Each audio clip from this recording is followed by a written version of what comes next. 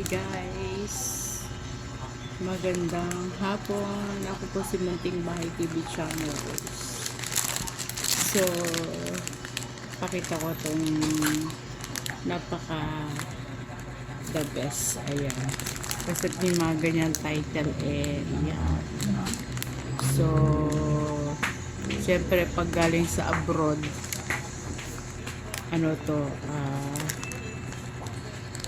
kahit maliit o iisa lang na piraso pag binigyan ka at galing sa abroad, parang ang sarap na excite ka kasi kakaiba yung lasa.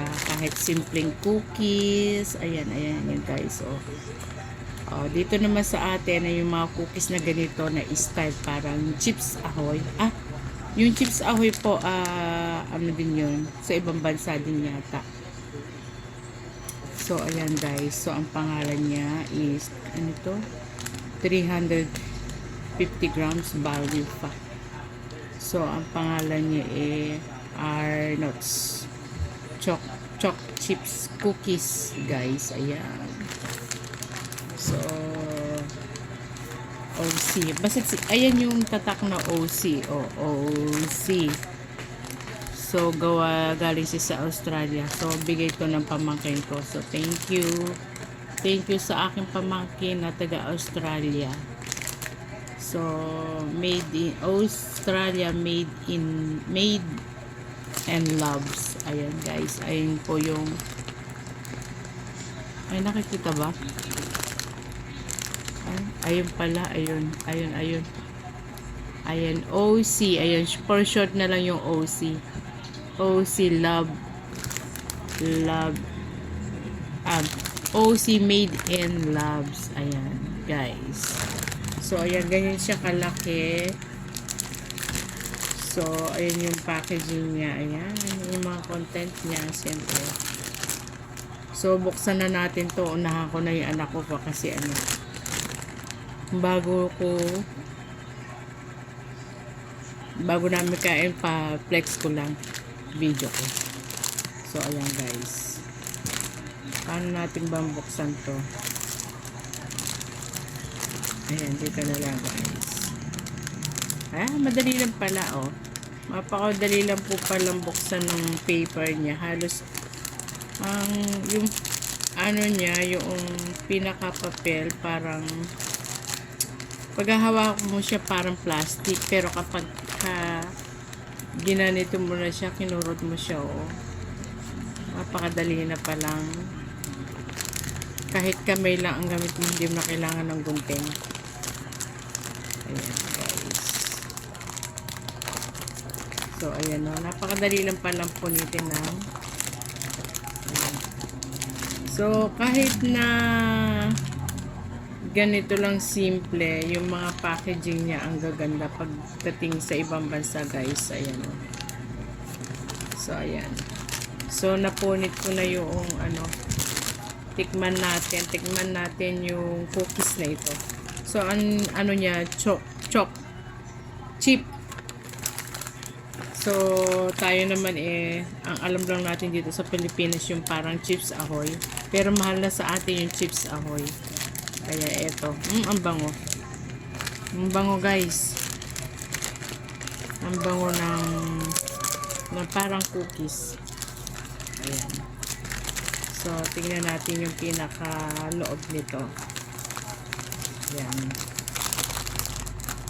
So, ano kaya itsura nung kanyang cookies? Ganito lang siya guys. Ayan. So, yung parang Chips Ahoy nga lang. So, parang Chips Ahoy.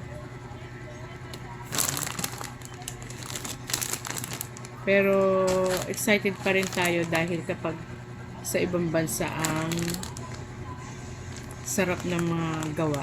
Ang sarap kahit na simpleng cookies, pero the best, hindi tinipid.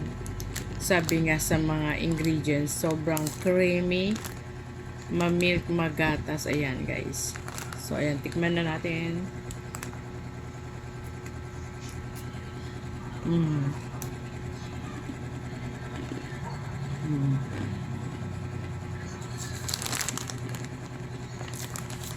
Kakaiba talaga sa ibang bansa, masarap guys.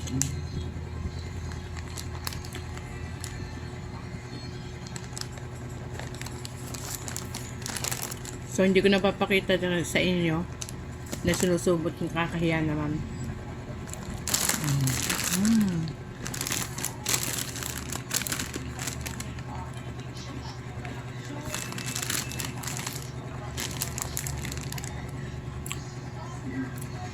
Bali, Arnott's chip cookies. Ayan po.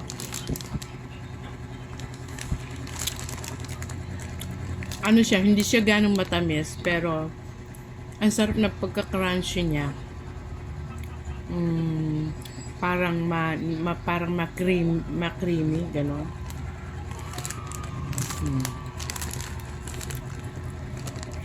Ayun talaga, may mga tatak na OC, Made and Love, sabi.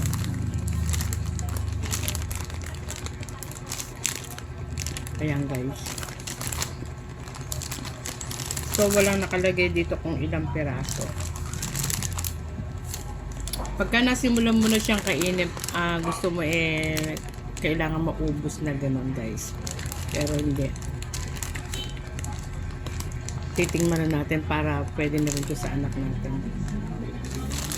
So guys, ayun. Thank you so much sa inyo. Ayan. Ang sarap nung nabibigyan ka kahit na isang item lang o dalawang item, pero masaya ka at naalala ka pa. Naalala ka ng mga kamag-anak mo from abroad na bigyan ka ng ganito. Isang malaking thank you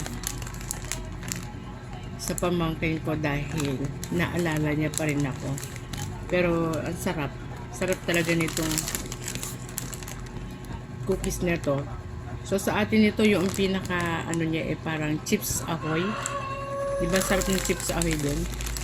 Dito sa atin yung sarap na tayo. Pero sa alam ko sa ibang bansa yung Chips Ahoy, doon pa rin galing siya. Ayan. So, nakaka-amaze kasi yung mga packaging niya. Ang gaganda ng kulay. Ang ganda ng mga sulat, combination. Siyempre tayong mga simpleng Pilipino lang. So, natutuwa na sa ganito guys, diba? Ayan. Ayan guys. Thank you. Thank you for, sana po panoorin nyo ang aking video. Thank you so much guys. Salamat sa inyong suporta at pagla-like sa aking mga live or video. Guys, thank you so much. Bye.